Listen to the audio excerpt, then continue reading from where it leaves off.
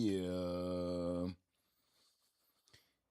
Good morning, good afternoon, good evening. I don't know what time it is, where you're at, or what's going on where you're at. But let me tell you, a lot of people do what they do for money in all these situations in any industry that the people are popping up in front of you, in front of media, um, in front of cameras, whatever the case is. Like people are doing what they do a lot of times for money. Now, I heard this artist say that you could look online right now and see how much money people make off of their social media. Now, there are websites that you could use that will kind of give you a rough estimate on how much money people are making on their YouTube channels, okay?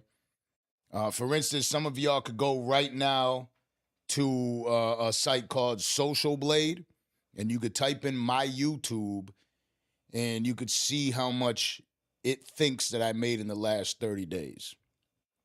Now, I can assure you, as can most other people, and if you look at all other platforms, the numbers are drastically wrong. They're not even like in the same fucking um they're not even in the same fucking country.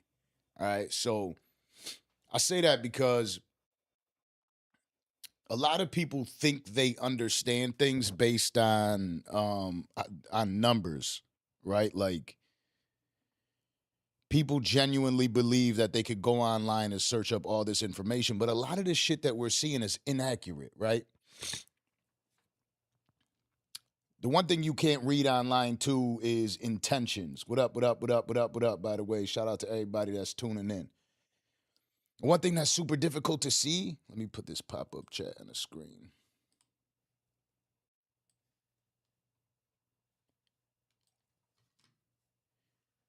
But you can't read somebody's intentions. You don't know what's going on. You don't know what was discussed prior. You don't know who's beefing with who. You don't know what narratives people are trying to avoid. There's so much to it.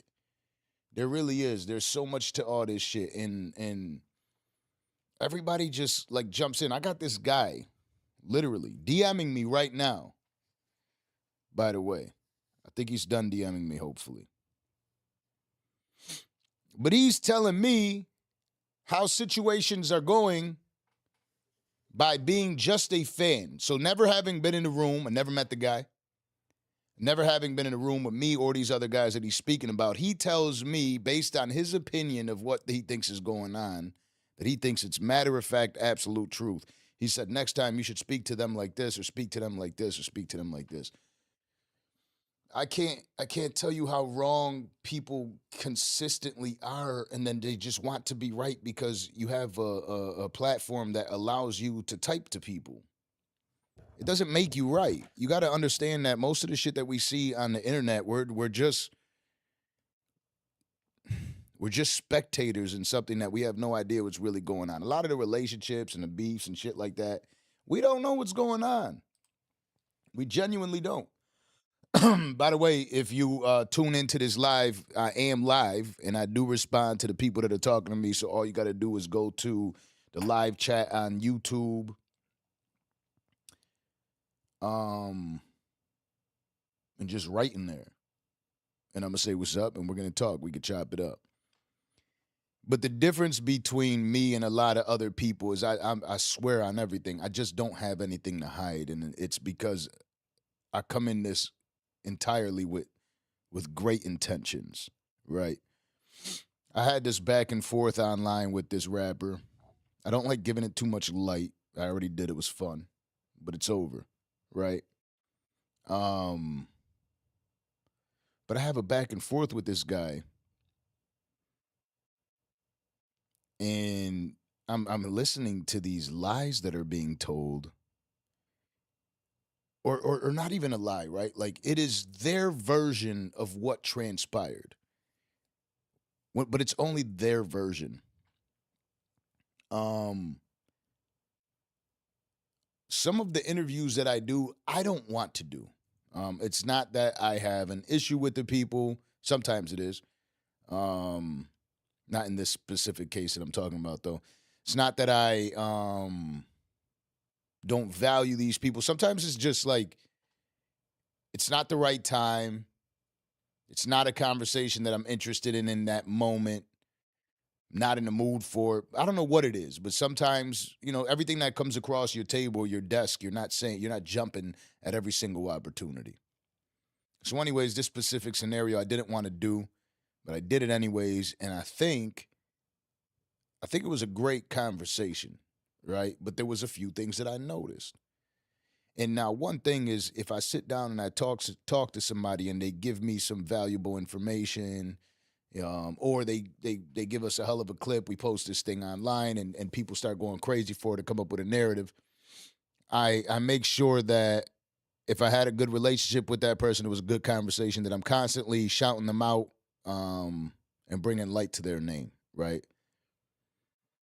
This specific individual thought I disrespected him by asking real questions and saying real things. But I don't have anything to hide. I saw somebody in the comments section, Jason Reels, shout out to you. I appreciate you. The Captain 247, I appreciate you. So in the comment section, somebody says, because I read the comments, somebody says, if I didn't do wrong, I won't respond, or something of that nature. Right? But that's not my style. If somebody addresses me, or they mention my name, and the information that they have is inaccurate, or they're making false allegations against me, I always speak up. It might not be a long time thing. It might be a short period that I have a conversation. I might go crazy on the person, but I never just shut up. Now, there's people that have shit to hide that they shut up, or people that are ashamed of speaking their truth that shut up. I'm not one of those guys. I'm not one of those guys that be like, oh, I'm going to be quiet, and then hopefully it all boils over because the truth shall prevail. Nah, the truth is going to be told. That's the type of guy I am. So if you think that you could just blurt out my name without me talking shit back, you're out of your mind.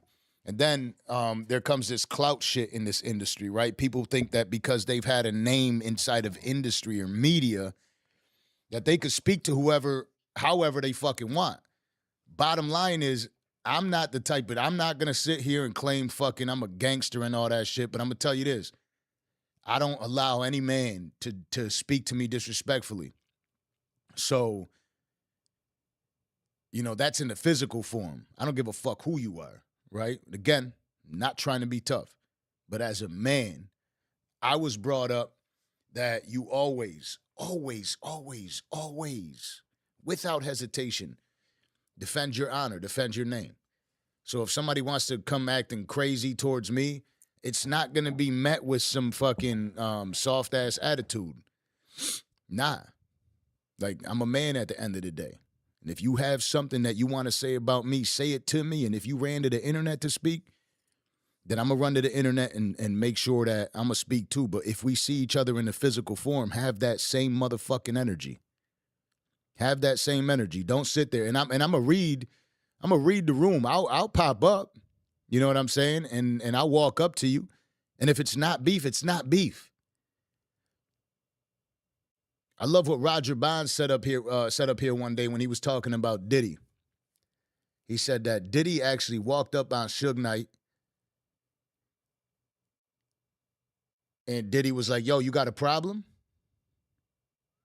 And Suge was like, nah, that stuff is for the internet or whatever. And I don't know, I'm not saying the story is true or not. But it seemed very valid, right? And he said, whatever happens, just remember that you said that here, because that's what matters in that moment, right? If it's not beef, if you were talking shit on the internet and when I seen you in the physical form, you weren't ready for that type of fucking static, cool. I'm not about to go out of my way and try to fight you about it. It's over.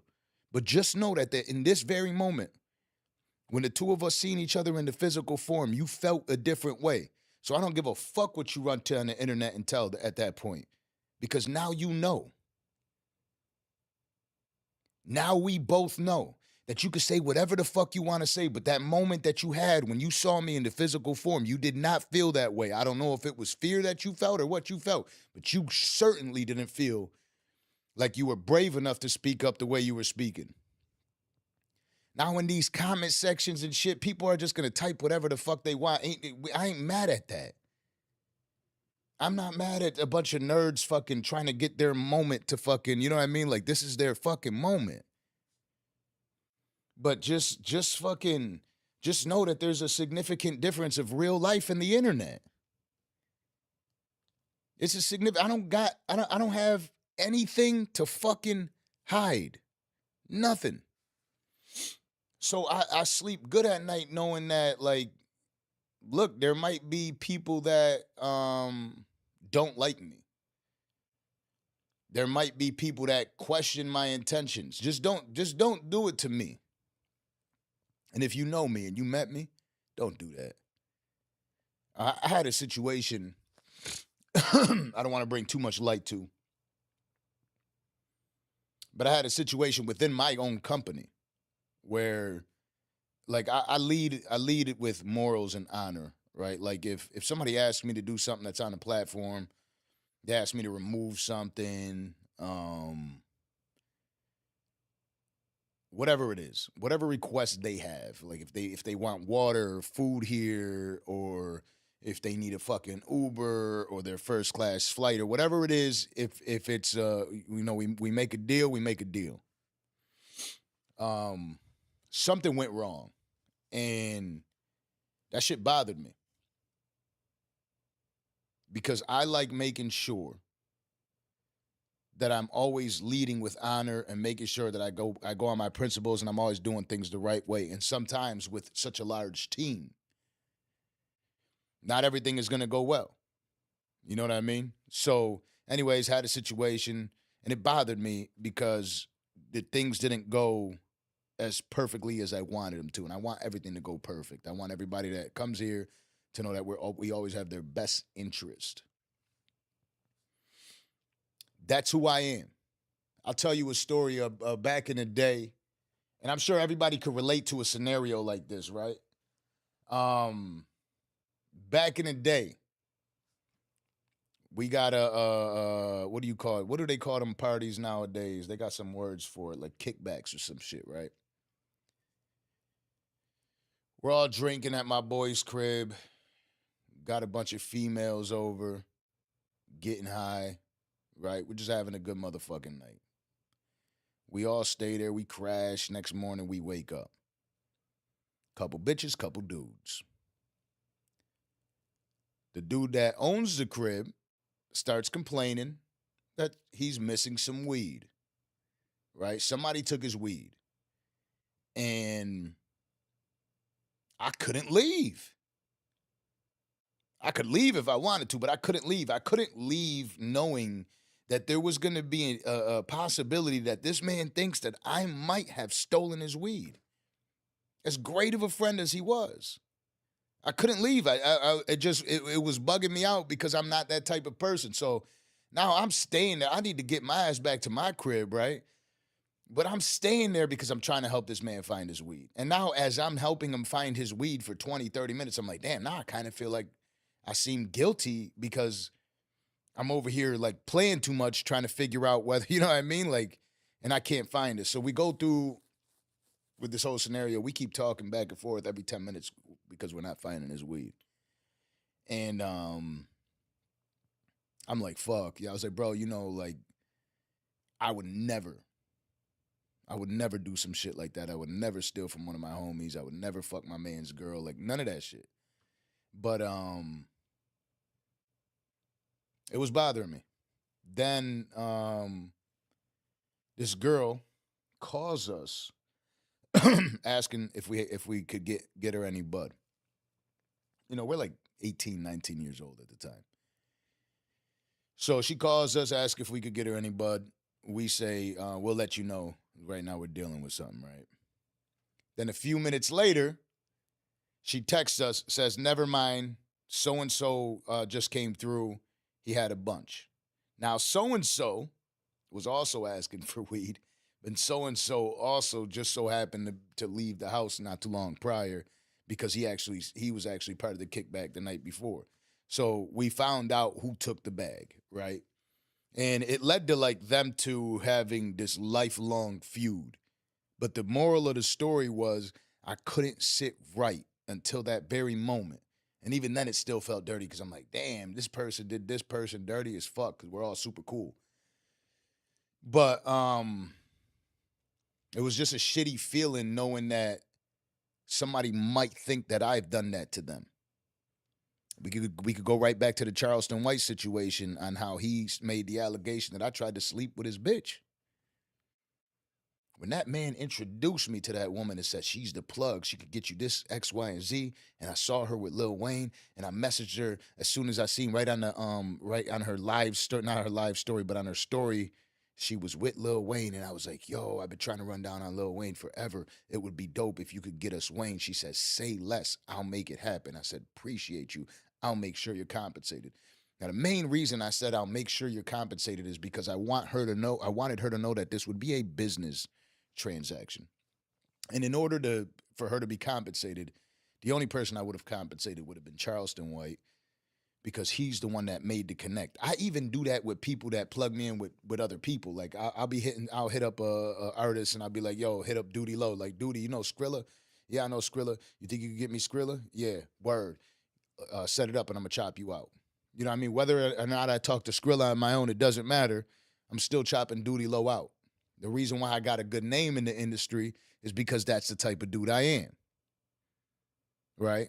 I make sure that everybody that has given me some sort of effort along the way, I give them that same respect. Because why the fuck not? The thing about this industry is a lot of funny moving people that are doing shit for images.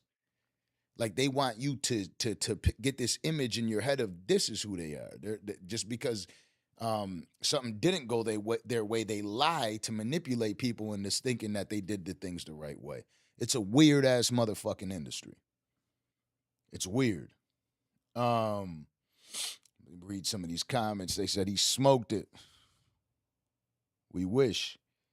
And then because people do misplace things, and I want to show my integrity of staying around until they find it. But absolutely, that's all we really want. Like if you know that you got nothing to hide, you're definitely gonna speak up.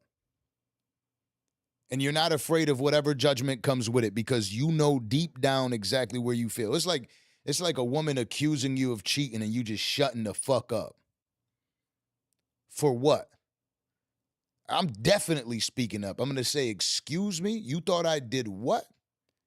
Nah, get all the way the fuck out of here with it. I'm speaking up because I feel disrespected now. And now since I feel disrespected, I have something to say. I'm not on that bullshit like, oh, I'm just going to be quiet because it just, I don't want to say anything or bring any further attention. No, let's bring all the motherfucking. You wanted to bring this goddamn attention to me? Let's bring all the motherfucking attention now. Let's all talk about it now. Let's have a fucking 3-hour goddamn conversation about it now. And I know that that's not like there's different views on it, right? Because my man Mateo would be like, yo, bro, the whole reason you go through all the shit you go through is because you entertain those conversations to begin with. Cool, whatever. I understand him and I agree with him, but I don't like it, right? Like, don't mention shit about me that has nothing to do with me because I'm gonna come off slightly aggressive. I'm gonna be a dickhead. There was a motherfucker that was worried on whether or not I would be worried about a Charleston White. I will. Come on, bro. I outweigh that man by like 100 fucking pounds. I don't got no motherfucking. I made him money. He didn't make me money. I paid him. Tell him to pull up the statements. I paid him. By the time me and him stopped doing business, I gave him $10,000 more than I ever raised off of any of the income off of him. Out of all the money that came into the Danza project from Charleston White, I gave him $10,000 more, which means it was a losing business relationship. I wasn't sitting there like, oh my God, I can't, no, please don't leave me, Charleston. I was like, get the fuck out of here. Beat it. Beat it. If that's the type of shit you want to speak about, beat it. You showed me your true colors. I don't give a fuck who believes you. When it comes time, I'm gonna pop my shit, and I don't give a fuck who believes you, because that's you. That's the people that are supposed to believe you. I'm not trying to steal your fans away from you. Let them believe whatever the fuck they want. Everybody's entitled to their own fucking opinion. At times I'm gonna sit there and call them fucking morons, but they're still entitled to believe whatever the fuck they want to believe, and that's okay. There's nothing wrong with that. I would never have gone through, I would never have made it to where I've made it to in life if I thought that everybody every time I click on this goddamn camera, everybody's just gonna randomly believe me. You don't have to believe me. But now, if you go across the street and you're sitting in the street and your neighbor comes out and he tells you, yo, I got a problem with the next door neighbor, his next door neighbor. Cool. And the other neighbor comes out and he says he's got a problem with him. So Rich has got a problem with Barry, and Barry's got a problem with Rich, right? But then Rich the next day says, oh yeah, but the dude on the corner, I don't like him either, right? And the guy in the corner doesn't even know. So now Rich has got a problem with him too. And then Rich starts saying, oh yeah, the guy around the block too, I got a problem with him too. There's a good fucking chance that it's fucking Rick's problem, right? Like, there's a pretty decent motherfucking chance that it's his fucking problem, that he's the problem, right? Now, if you see that this pattern happens with people often and all the fucking time, there's a good fucking chance that there's a common denominator. Don't be fooled. Don't sit there and think like, oh, it's just because this person's a genius and they're setting. No, stop. Like, it's not really that complicated. If you're a person that's that easily fooled, then you're that easily fooled. And therefore, you belong in that person's fan base, and that is okay. You don't gotta, it's okay. No, I don't want to beef with you about it. There's no reason for you to be typing to me like overly aggressive about it, as if I'm supposed to be sitting there like, man, I should be nervous that there's this guy that's really typing really fast in capital letters to me. What the fuck? What is happening?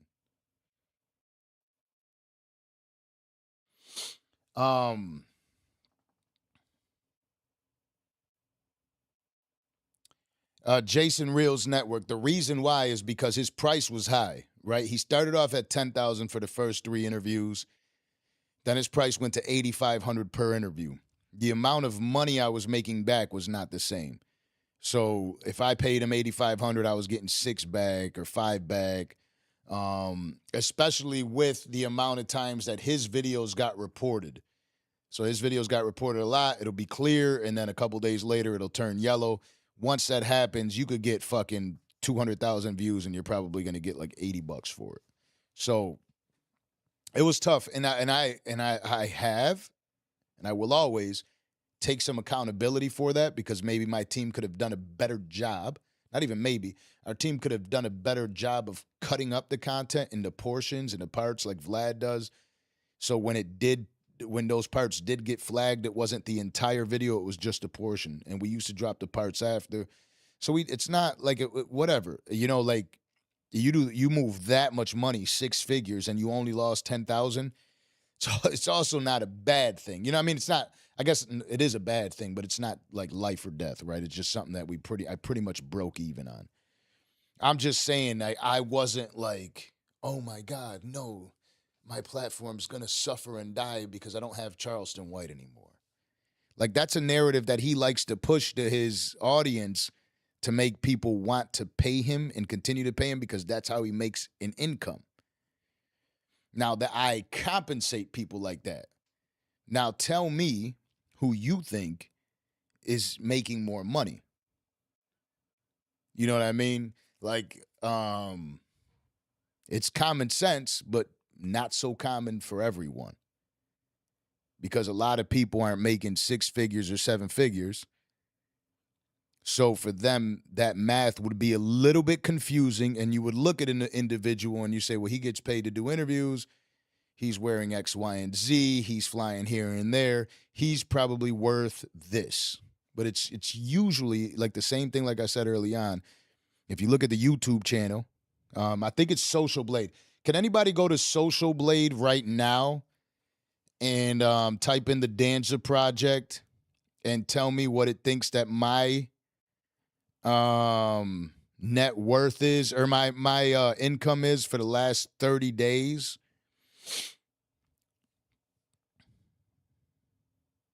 Or the last 28 days? If anybody has that information, let me know. You go to socialblade.com, I believe. You type in the Danza Project, and it'll show you an estimate of what I made in the past 28 days.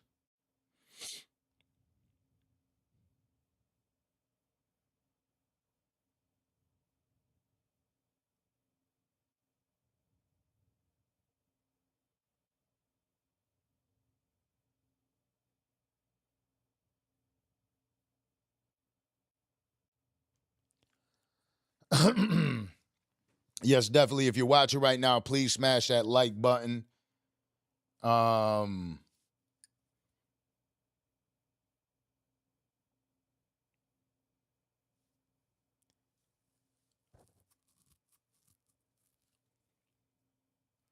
As adults, we got to realize how many grown children you deal with. Teaching adults to be adults is stupid. Word.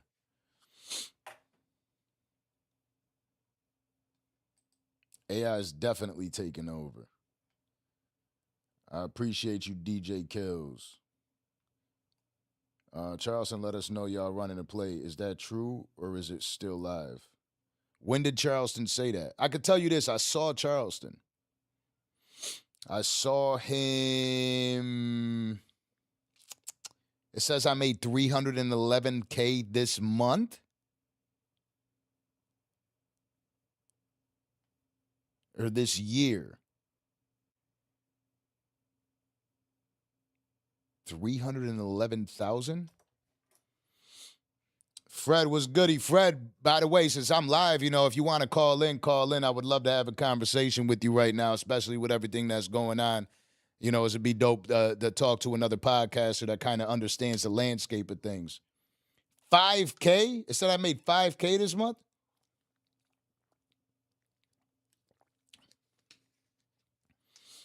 All the numbers are drastically wrong. By the way, did you hit that like button yet? I hope so.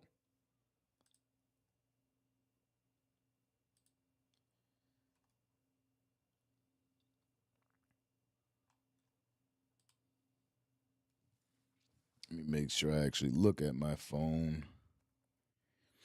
I was just texting Adrian Broner a couple minutes ago. Well, not a couple minutes ago, a couple hours ago. I'm kind of scared of doing another Adrian Broner interview. I'm not going to lie. I know he's going through a lot. I don't want to have to be put through that type of scenario where it could, I don't want that fucking shit on my name. You know what I'm saying? Where I'm platforming somebody that's battling something. That shit's tough. That's a real tough.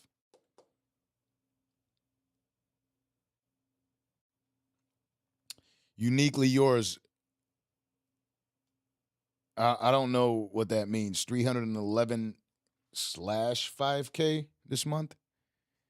So it's saying 311. Let me just go. Social Blade, YouTube, the Danza Project. All right, so it says I got 61 million views, 4,000 subscribers in the last 30 days. Let me see what it says I actually got. I think those numbers are decent. It says I got 38, 35, $311. Yearly estimated earnings, 3.6 thousand to 57,000. Yikes. that information is like way off. All right, so yikes.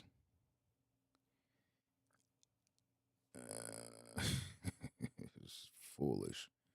Anyways, I want to show you the number, but I don't want to show you the number. I guess I'll show you, but like through this, right? Shit.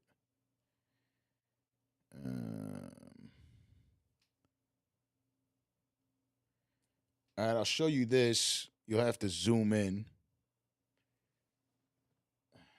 Shit, let me see. Well, maybe one of you could see. But this is over a time period. This has 150,624.95. I selected a little range there. I don't want to tell you when. But to get to saying that in a year I make up to 57,000, and I just showed you triple that in a year that was slower. Pretty ridiculous. But please just do me a favor. Do not believe anything you see on Social Blade. Believe, like, you could see the numbers are pretty accurate as far as the views and subscribers. But even that could be fucked with because a lot of people are buying their views, buying their likes, buying their subscribers. So for maybe somebody that is their views are bought, the numbers can be that low. But if it's authentic, it is authentic. Yeah, it's a weird thing.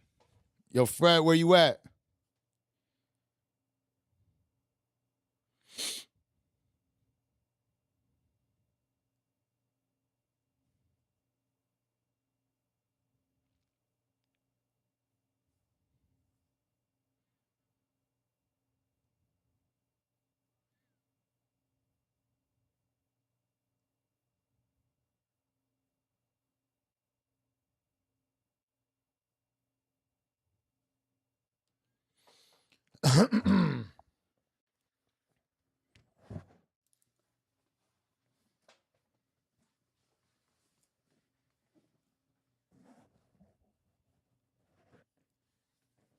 Yeah, most of the shit is bullshit. All right. Most of these fucking people that are talking on the internet are bullshit. Like most of the fucking drama that you see on the internet is bullshit. A lot of people aren't keeping it a buck with each other. And people are creating narratives for their own, like, obviously people want to build their fan bases and their supporter base, but if they got no motion going, they're willing to lie for that shit. And they need that income because they don't have another income. That's the problem with the industry shit. A lot of these dudes don't have another income. They need it. It's like an OnlyFans model. Like, she needs her body looking right for that OnlyFans content, or she needs to be doing something spectacular for the people to want to see. Right? But she needs to make sure that she keeps your attention because there's hella fucking competition out there.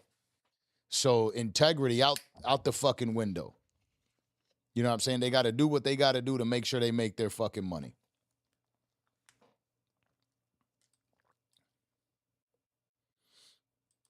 Stop gambling, y'all. Stop gambling. Talking about gambling in the chat. What's going on over there? What you got the people talking about, Fred? Got people gambling out here? What's going on?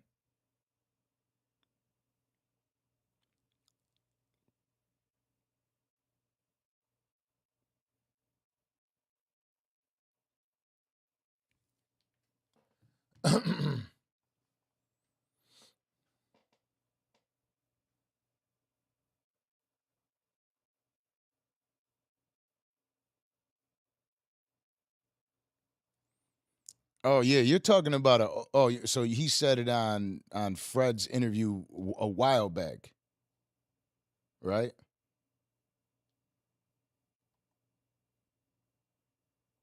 Nah, because Fred would have called me about that. He didn't say that on that interview. because I watch all of your videos and I love the way you interact with your people and the way you respect them. What is more important to you, money or care? What care? That'll be my question. What care?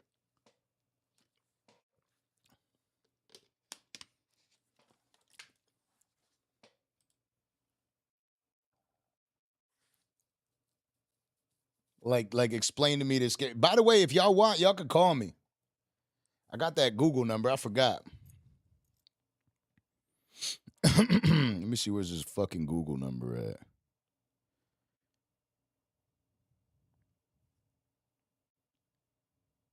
Google Voice, right?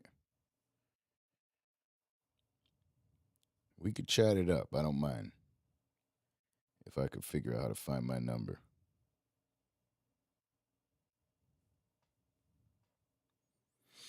954-324-1494. 954-324-1494. You got something to say, you could call me up. We could talk about it.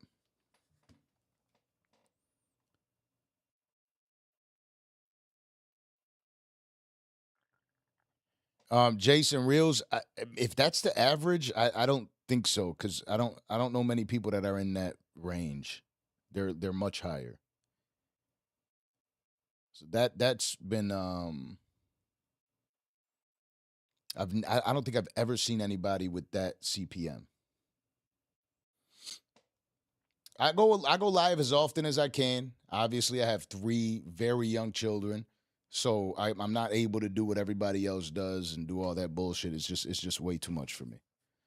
But I do go on when I go on. Like right now, they were up the whole day going crazy. They are passed the hell out, and they're in arm's reach, so I could hear them any second.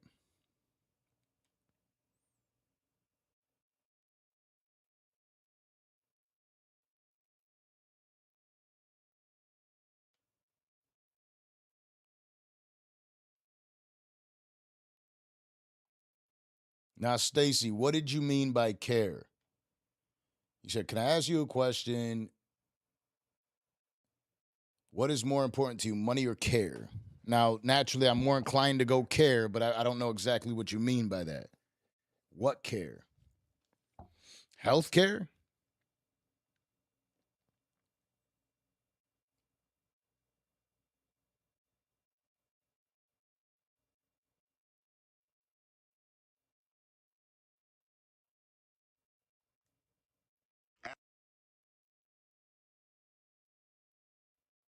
See what Sauce Walker's talking about on his live.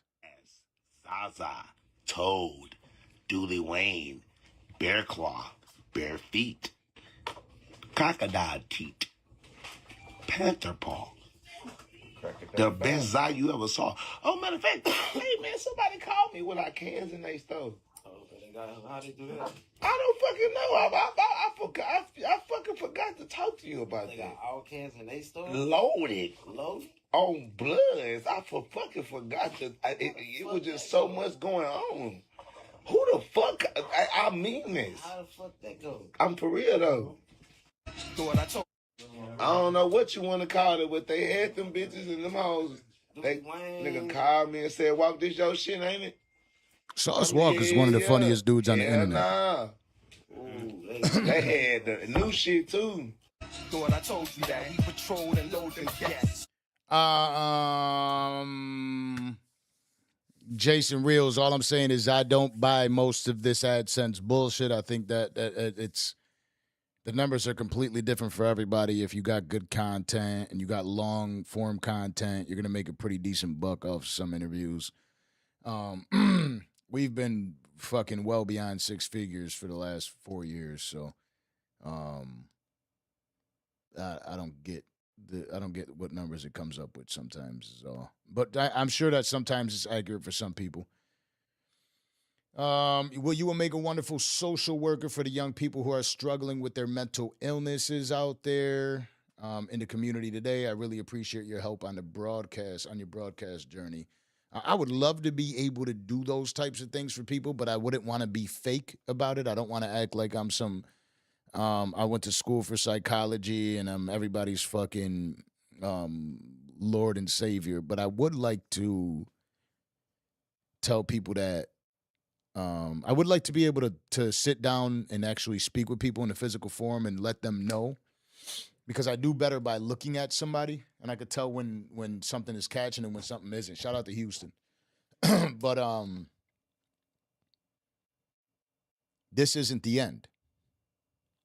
Like, a lot of people will make a decision today that is a very bad decision today, and they'll just automatically chalk it up and think it's the end. But yet, a year from now and 2 years from now, they're still waking up. And they wasted those past 2 years on some bullshit that didn't really fucking matter. People don't wake up thinking about you, right? Maybe for a day or two because they're pissed off at you, or they love you super loud, or they got a crush on you, or they stalk you on social media. I don't know. But people don't wake up thinking about you. They also have their own life and their own worries and their own shit that they got to get past. They also stubbed their fucking toe this morning. You got to get up. You got to get after it. And you got to go make better decisions. Losses are not losses. They're lessons. I hate that. Unfortunately, that's the way we know the word.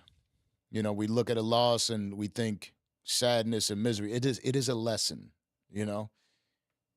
It's a lesson.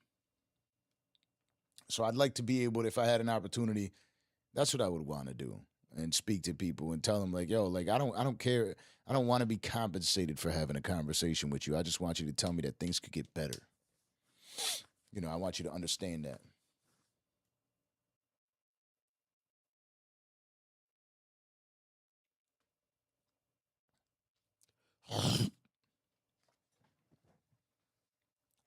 Yeah, and then you gotta understand that the money that you could make outside of YouTube for sponsorships. So there is the YouTube revenue and there's the outside money. You can make a lot of money or you can make no money. I could tell you what, some people think we get paid way a lot more than we fucking do. A lot more.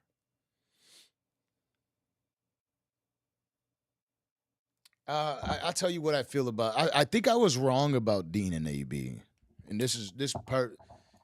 Um, this is so tough for men to do. First time, not first time. First few months of me watching Dean the Great and AB, and I've never watched a stream, but I have watched content. I thought to myself that Dean the Great is abusing AB because he's keeping him around and allowing AB to indulge in something that might be killing him. And I look at the way that Adrian Broner's body and face is, and it's alarming. Because if you've ever seen anybody battle with alcoholism, you know that when they start getting to that range is when you start seeing these people have strokes and all sorts of other health problems that come with it. So my first look on it was that, like, damn, you can't be allowing that. I had an interview and a conversation on Space of Solace podcast. Shout out Matt Rosa and Neno. They had Ray Daniels up there, and Ray Daniels had a different perspective, and I'm somebody that'll listen. Ray said it's like having your drunk uncle, and you know he's gonna get drunk anyways, but there's one person that is willing to at least give them money, and so they could probably get out of it if they use the money in the right way. And that's kind of what Dean is doing, right? He's making Adrian Broner enough money that Adrian Broner is going to be able to make a decision and say, like, I'm either going to clean up my life or not. But when you don't have any money, you probably don't care to clean up your life. So it's all subjective. Maybe I was wrong because I was really, like, anti-Dean the Great because of it. Hopefully AB gets the help he needs. Hopefully Dean the Great avoids walking down that similar path and having that similar fate. But this is what we see so often.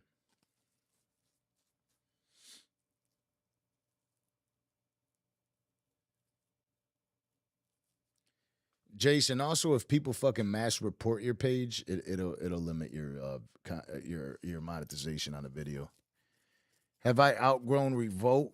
Um, Revolt's got a lot of interesting things going on. And I could say that they do want us to be a part of their future.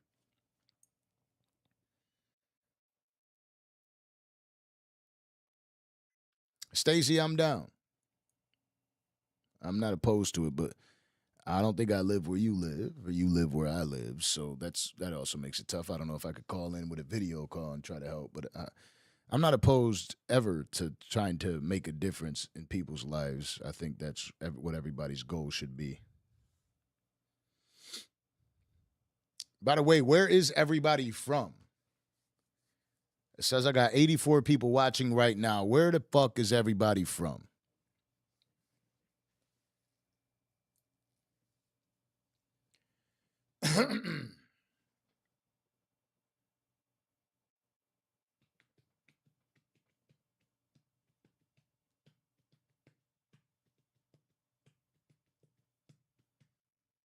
And I want y'all to do a little experiment. I want you to share this live to all your platforms right now. I want you to share it to your Instagram story. I want you to share it to your fucking Facebook, to your Snapchat, to your ex, and say Danza is going crazy right now on live. That's it. That's the caption you're going to put. Danza is going crazy right now on live. And just share it. We're going to do a social experiment and see how many viewers we can get into this fucking live. And all I'm going to talk to people is about positivity, motivation, and how to make money. Shout out San Diego. PG County, what up? West Palm. Neighbors, we're neighbors. Baltimore, what up? You know, I know if you're from Baltimore, you are a Krishan fan. Rhode Island, what up?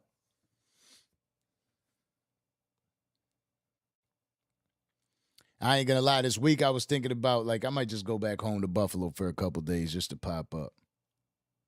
You know, sometimes you gotta pop out and show Ricans.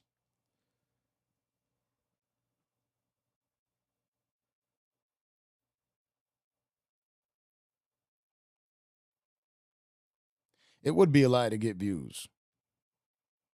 100%. That's why it's a social experiment. I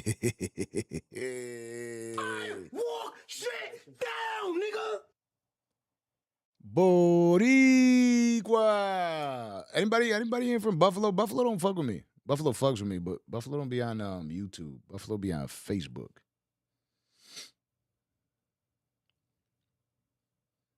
Any of y'all listen to the Young M.A. album?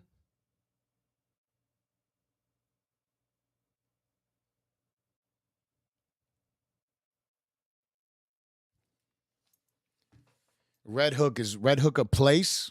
Is that what that is? Never heard of Red Hook in my life. It sounds like a chain restaurant.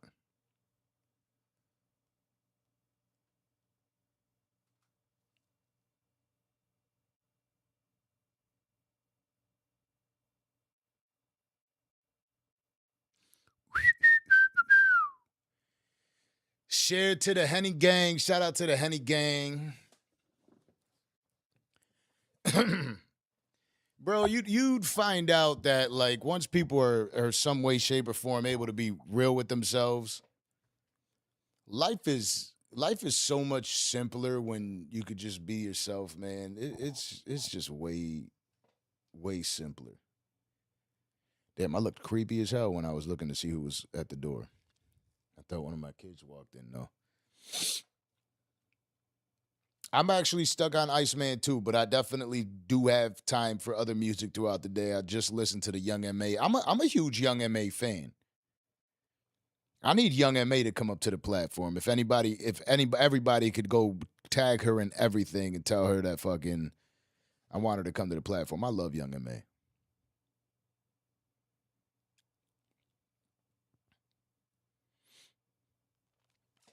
The Future song, Future and who? Cause we be all night,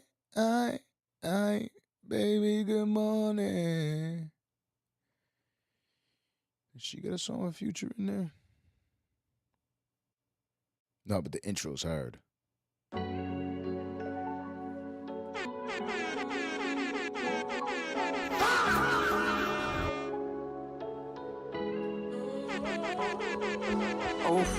'03, 1992. Born in Brookdale around 1:30 or 2. I was the new baby, so grandma called me new. The next biggest thing out of Brooklyn, who would've knew? Since a youngin' I was going in, I ain't even know it then. It was therapy, cause I was rapping shit I'm holding in. My mama paid for all the studios that I was going in. She said this you know, like as I play this, I know YouTube don't like it, but for Christmas, never wrote a wish list. It was a mother's instinct.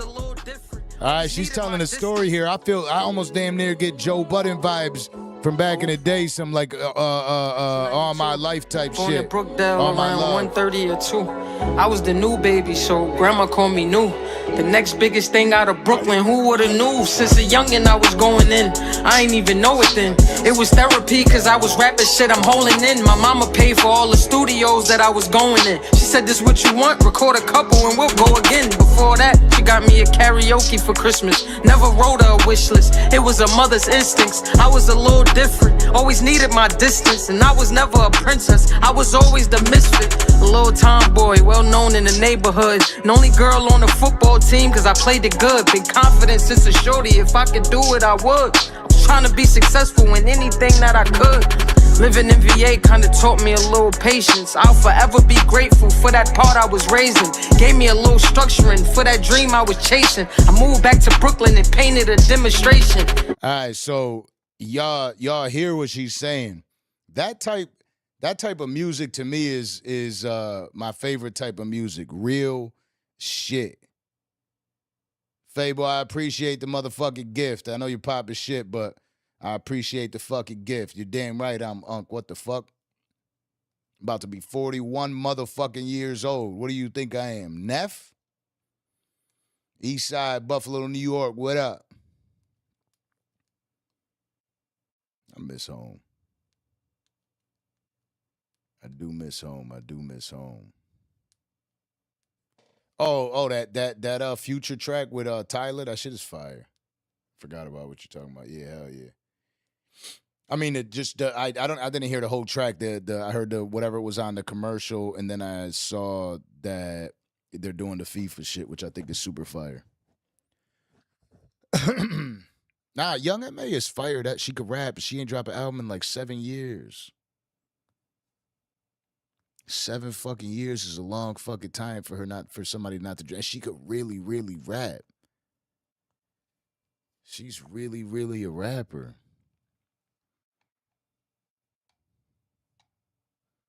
Let me see. I remember that freestyle she had did back in the day.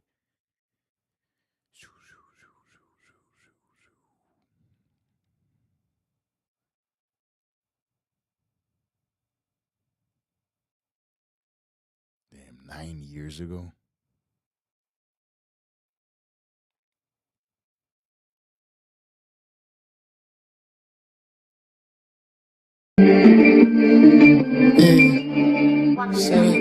I'm on 8 in the morning right now, man. I just put this shit up too. They waiting on me. Let me see. It says all freestyles. Oh, this is what we doing. I bet I gotta get shit right here. It's red light. It's red light. The captain, I'm definitely preparing for it. Nobody's safe anymore. I had to wake you niggas up, I couldn't wait anymore. Got so much shit on my mind, couldn't think anymore. I swear when this album drop, they gon' hate me some more. You gon' see red everywhere, like a steak when it's raw. Fuck around and call me M.A. Shakur. I'ma take them to war. Top of the hill, that's me waving that sword. Couldn't wait to be on. Big rappers hate to be born. Speaking of birth, I just wanna thank my mother for having me after she had my brother. All that pain and that suffer, she ain't just half as natural. The doctors, they had to cut her. I love you, ma. C-section, but what a blessing. Who would've guessed it? The next best is nobody expected. Me, a she, nigga accepted, I'm here. I swear to God, I ain't scared of these these niggas. Damn, I must really put fear in these niggas. Because they call me a dyke, a faggot, a gay bitch. I ain't shit, that hatred. Goddamn, that just make you look less of a man, fam. To shit on y'all is part of the damn plan. They just mad cause I beat the pussy like Bam Bam. Because I'm making these bitches twerk on a handstand. Nobody's talking that talk the way I talk it, dude. Word to Skype, how I see it is how I call it, dude. I open doors that they walking through. Not to brag, but it's important to. Cause they'll forget like I ain't kill shit like an abortion true. Thought you knew it's red life, nigga, we call it red if you call it blue. And why you guys too busy bringing them foreigns through? Yeah, flexing and stunting, doing what bowlers do. I leave with your bitch at the same club that you brought her to. If she a cool guy, I tell her to bring her daughter too. When I was broke, I never hated, I just waited to flex. Cause in my mind, already knew I was next. Now all I do is finesse. Straight bands, got a few in this tech. Like jail calls, all I do is... Henny, what up? What up? What up? What up? Or maybe did anybody call me on that fucking phone? I don't know how it works. Ain't nobody call me. I'm not cool enough. Nonetheless, I'm just showing y'all that Young M.A. can rap. So her new album is fire. I think people should tune the fuck in. Shout out to the Henny gang, though. I told somebody to lie and go out and recruit us some new viewers. So, I spoke to Krishan yesterday while she was setting up her new setup. That shit looks fire. I told her she's going to make me step up my game and get a new setup because that shit is too fire.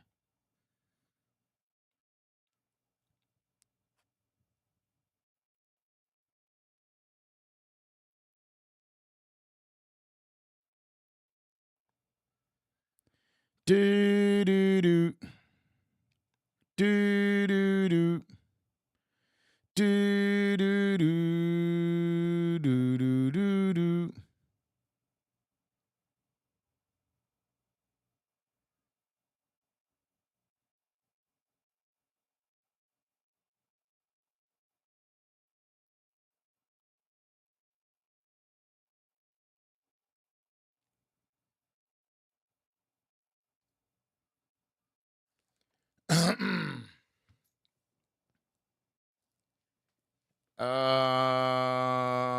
Yeah, I could imagine that her room is gonna be fucking fire, her streaming room.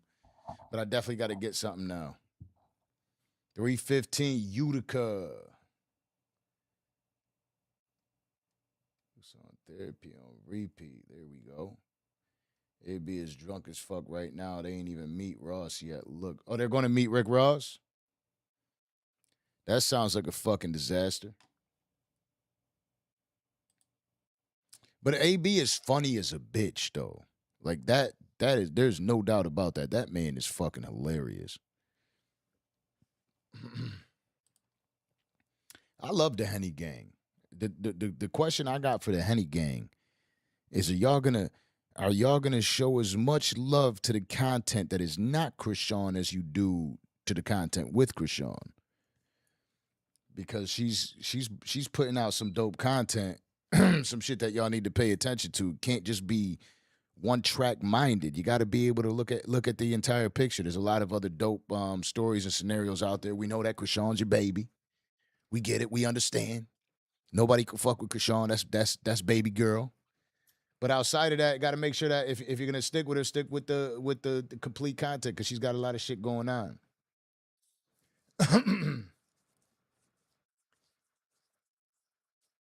That's what I do, right? Like we're doing all these. I'm doing the Meet the Danzas. I'm doing the Live with Danza. I'm doing the Danza Project. I'm doing the TDP Reacts. I'm doing the Unk and Neff. I'm gonna be doing the streaming. Like, I'm just trying to make this an entire network. We got all this shit going on. You feel me? I don't want to leave it limited to one thing. You know.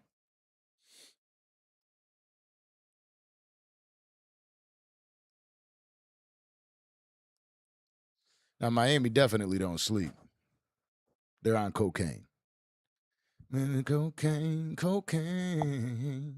I said I'm losing my mind trying to figure out how did I inherit so much pain. I drank a lot of alcohol, problems with the law. Probably because I had cocaine. Because I never had cocaine. Y'all ever hear that track? Oh, no. Y'all ever hear that track? Come on now. I got y'all right now. All right, YouTube, just let me live a little bit, YouTube, okay? Fabo. Trust is broke. One of the best songs I've ever heard in my fucking life. Again, I like that real shit.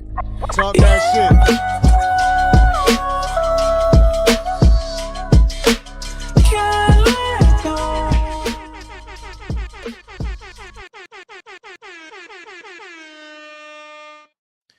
Why did it shut off? I didn't shut it off.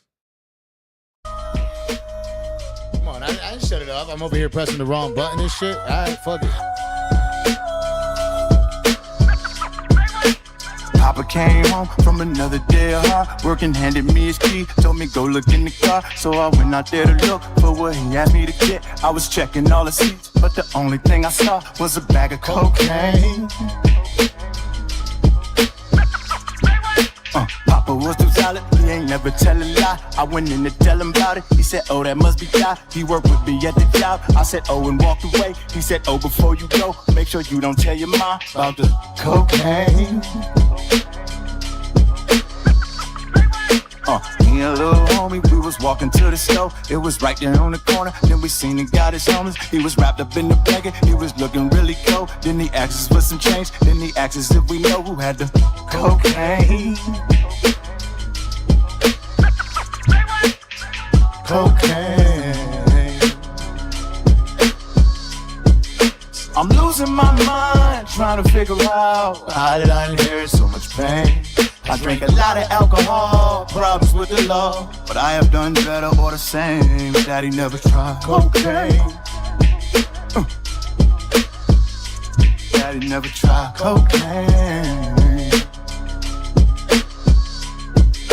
This is Royce the 5'9", cocaine. Cocaine. So my father's only next logical step was to go to rehab. And that's exactly what he did. He went to rehab and got completely clean. Hasn't did drugs in over 20 years. He did that for himself, but he did that because he didn't want to lose us. Whew, strong man. Now let's talk about how much I respect my pop. He been through so much in life, we ain't never had a lot. We just had each other's back, that was really all we need. Pop, I love you unconditional, and thanks for loving me more than cocaine. My father chose me over cocaine. Cocaine. I'm proud to say that I'm an addict who inherits your pain. Trust is broke. Words get choked. Let's keep that motherfucker going, alright? Problem is, I believe you every time you lie to me. See the controversy, see the memes, see the diss, and I'm still outside. Still standing when the world burns. Yeah. Still standing cause it's my turn. I'm still gonna stand through the fire, you know my body. Fire form. Sometimes I fail, sometimes I fall short, but I move forward. Yeah. I just hope I make it clear. For my respect, I'ma take it there. Yeah. And I ain't trusting nobody with the naked ear. Nah. They say they coming back and leave you waiting there. Well, yeah, leave you waiting there. But I won't let them leave you waiting there. I won't. Yeah, I be hearing all the dissing, but that can never be a threat to a man on a mission. Go. Yeah, and I plan on my mission. And when I'm by myself, I stand on my business. Yeah, I know it's hot, I still stand in that kitchen, waiting for my food, my hand on my smith. I go head over heels for these meals. I used to love the thrill that I feel from these drills. I got a taste of money and I couldn't sit still. I don't care who I gotta kill for these bills. I told sis leave the hood, she don't wanna leave. Fuck. I still respect whatever she believe. I do, and I still respect whatever she achieve. I do, yeah, cause I know it ain't easy. Knowing that I'm rich, I'm so far you can't see me. Working so much, I miss the time you probably need me. No matter how you feel, you never change the way you treat me. No matter how I look, you never change the way you see me.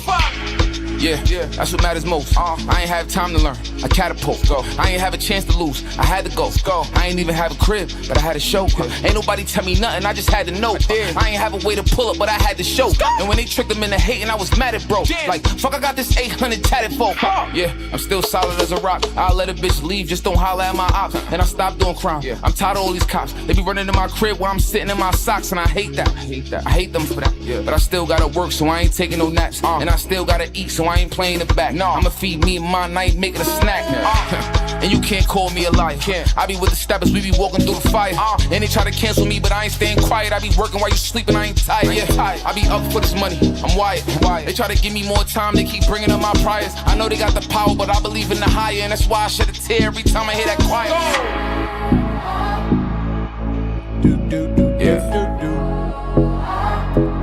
All you gotta do is still stand.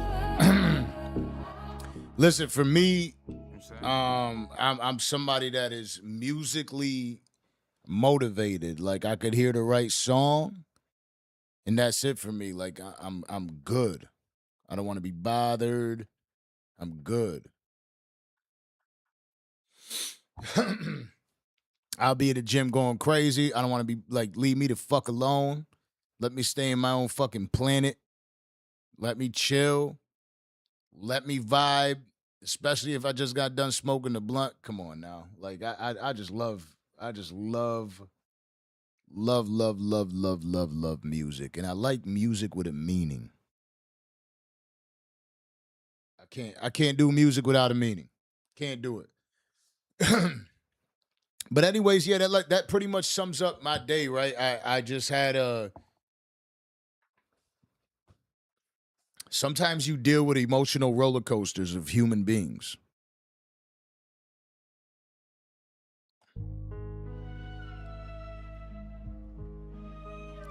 And there ain't shit that you could do about it. Some of these motherfuckers by design, because of some of the shit that they went through in their life or they went through with their people, by design, they are a fucking maniac. They don't have their shit together. They're going to do everything in their power to make sure that everybody else has to fucking suffer for keeping them around because of their past. Some people move on from their past, some people don't, and we're stuck. A lot of people are stuck making friends with these people and keeping them as friends and thinking that that's healthy. And it's intelligent and it's loyalty. A friend of mine said the other day, he said, people think that you have to be loyal to them when they're not good enough. Right? And I was like, what you mean by that? He's like my son. He said, my son's in school. And, you know, he's in the basketball program and he wants to transfer out of there to go to another basketball program. And the coach comes up to me and he's like, you know, back in my day, there was loyalty. People wouldn't be planning on doing us. He's like, what the fuck are you talking about loyalty? My son is a fucking one of the best players on this team. Nationwide, statewide, he's one of the best players. And you got him fucking rotating the bench. You don't trust him and don't know how to utilize him. And he's supposed to be loyal to this fucking school and this program. What do you mean? The team doesn't fucking win games. This is what I want to keep him loyal to because he goes to the fucking school, or because you once vouched for him to get on the team. Like, this isn't a team that makes sense for my son. You know what I mean? And people just demand loyalty for no reason all the time. But it's not like that. You got to earn that motherfucking loyalty. And you got to keep the loyalty. If you're a piece of shit and you're hanging around a group of friends of people that are making it and you're dragging them the fuck down because your conversations are piece of shit conversations, the shit that you're dragging them into is piece of shit things, you got to go. One of the best things I've heard was recently in the podcast, again, with Space of Silence podcast with Ray Daniels, Matt Rosa, and Neno. And Matt Rosa says, if you got a crew and you don't go by a certain set of rules, are you really a crew? And it made me think, am I holding people in my circle to the right standards? Do I have people in my circle that are up to bum shit? I really don't, luckily. But I don't think we all follow the same formula. And I think it's important that we all get on the right page, especially if we're all making money together and we're moving forward on businesses together. Right? Like, gotta make sure you have the right people around you. You got to make sure that you're allowing yourself to have conversations with people that are pouring into you, instead of you constantly giving them your energy with the energy just being drained, not used to create more energy. It is being drained. You're sinking all your energy into somebody that's drowning. We all got friends like that. We all got people around like that. What I'm telling you is it's okay to cut them off, because those people are fucking your life up. And one day they should be able to, if they get their life together, because when you cut them off, it doesn't mean you have to like you don't honor them or you think less of them. It's just that in this season is not meant for them to be in your lives. Their season that they're in is not that's not a season that aligns with your current life. And so therefore you have to part ways. Just look at it like Klay Thompson and Steph Curry, and Klay Thompson gets traded to another team. They can still be friends, but right now they're in different seasons. Don't drown with somebody else that you know they're drowning.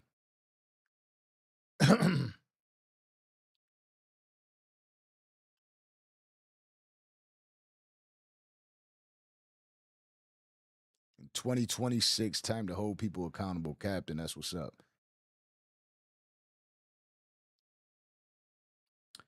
Azana Fuqua Productions, absolutely. Dennis, what up? Yeah, it's sad and unfortunate, but that's what most of us fall victim to for a period of our lives. And then you witness it, and then you start realizing, like, oh shit, I am dating somebody that's draining me. Damn. You feel me? Or I'm in business with somebody that's draining me. Or I'm hanging out and drinking with somebody that's draining me. You know what I'm saying? Like there's all these scenarios and all these people doing fucked up shit. And we're so like worried about hurting their feelings that we're willing to kill ourselves for it. And then we wonder why we're not making money or we're not doing anything good with our lives. Like, shit is sad. By the way, I'm definitely going to sign off in a few. But if you want to pop some shit, call me up. I think this shit works. It's a Google Voice number. 954 324 1494. It's a lot of fours. 954 324 1494. Call that number and we can pop some shit. Let's talk about it. Before I take my ass to sleep, I'm trying to go train tomorrow.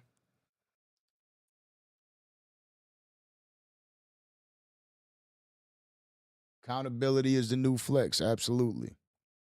Being true to yourself. Just don't make those mistakes, man. Just don't allow people to take away from you. Some of you are super dope, but the world will never know because you're hanging around a fucking bum. That rather you fucking, instead of you spending time with your kids, they're trying to convince you to go hit the club with them right now. You know. Oh, bro, you're always with your fucking kids, man. I got some shorties lined up at the club. I don't give a fuck. Fuck both them bitches and fuck you. I don't fuck about no bum shit. Like my kids, like I'm raising them, and one day I'm not gonna have them around. One day they're not gonna be so happy to be around Dada. Fuck you and them bitches. Them fucking shitty ass clubs. I don't give a fuck about that shit no more. Leave me alone. I don't like none of that shit. I was the type of dude that used to be out fucking 3-4 times a night or a weekend minimum or week. Now I don't even want to be outside. If I go outside, I'm like once or twice a month. Max. Those are like fucking eventful months for me. You feel me? But like I'm sorry, but most of these women out there are just not interesting. You know, like the dating pool's trash. 41 years old. None of this shit is intriguing to me. I be listening to women talk and I'm like, ugh, gross. The fuck you got going on? Like you just told we just met and you tried to give me your like life, who you are. Oh, what do you do? And everything you said sounds fucking terrible. I know you're a nightmare. You know, I don't want to get to know you, but my friend here wants to get to know you. But don't talk to me. I got this fucking. This is gonna be mean.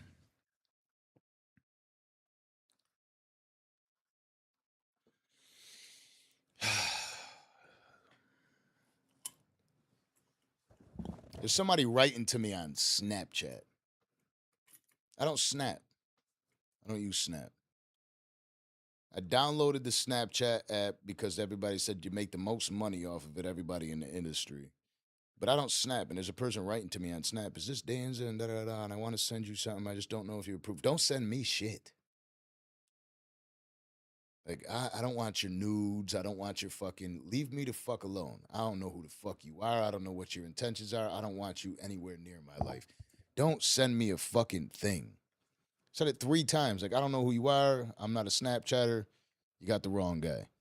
Oh, no, but, you know, I just wanted to make sure it's a private page. And then couldn't give a fuck less. Leave me alone. Stop typing to me before I block you. Like, what are we doing, bro? What the fuck kind of like why are we in a and I've been out of it for a minute.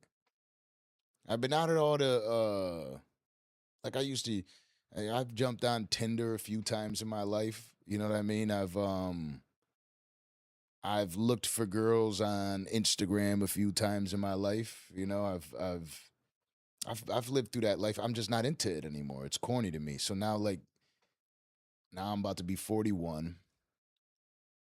I'm seeing the shit people are doing, and I'm like, damn, are we like openly soliciting ourselves to people? Is that how relationships work nowadays? Or people that just want to fuck? I don't want you to love me. I want to fucking just be friends. It feels good when you hug me. But I got a girl and you got a man. I don't want you to love me. I want to fucking just be friends. It feels good when you hug me. But I got a girl and you got a man. 50 Cent. Shout out 50 Cent. Boom, boom, boom, boom, boom. Mm-hmm. Oh, it's not working? Man, what's up with my Google Voice? It's broke? Oh, it is working. I got a call. Call it back. Call it back. Why do I not? I got the ringer off. I always got my ringer off. Doom, doom, doom, doom, doom. Mm-hmm. Do I got to be on the app when it calls?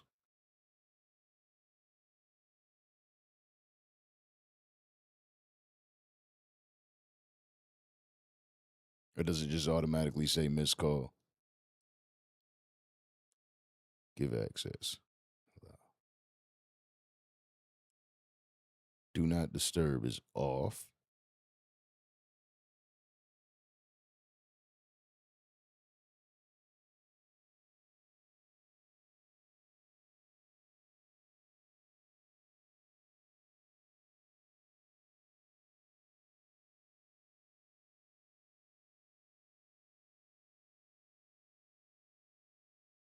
I'm looking at the phone to see if you call. I do see that. There we go. There we go. There we go. What's up? What's up? What's up? Did it work? Can you hear me? What the fuck? Hold on. Can you hear me?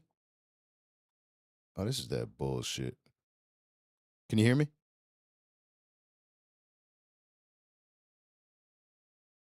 I see that it connected, but it ain't working. See? This is that bullshit. Causing audio. Let me see. Boom, boom, boom.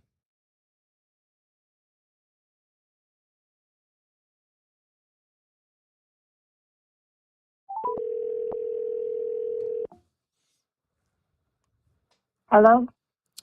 Hurt in the car, call William Attire. Danza, what's happened? It's What's Henny. up? What's up? How you doing? Nothing much. So you was talking about accountability, and I wanted to call in because, yeah, that's a big trending topic right now, A trending topic. or a Why? life theme. Because people aren't taking accountability. People don't want to be held accountable. They don't want to be known as that ain't shit friend or the anchor. They don't want to be called out for their shortcomings or not. People don't know how to take accountability nowadays. People don't even want to hold themselves accountable for the fact that they allowed themselves to be around somebody they knew they should have gotten away from. Mm-hmm. Friend, family, whatever. You know, we all went to school. We all walked around our neighborhoods growing up. We know for a fact True. at least like 85% of the people that was around us wasn't worth a shit. You know what I'm saying? And it's not that they That's a fact. it's not that they're just these bad people, but they were definitely raised the wrong way and they definitely valued the wrong things coming up. So we're realizing what was around us the entire time in a grand scale and knowing that only 10 to 15% of these people are walking in their right path. You know what I mean? That a Right. lot of people don't feel comfortable being wrong.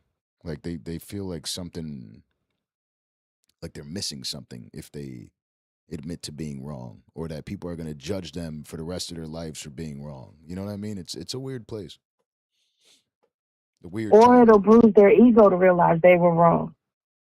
Absolutely. And it's sad. That goes for men and women. Yeah. It's sad, but it's like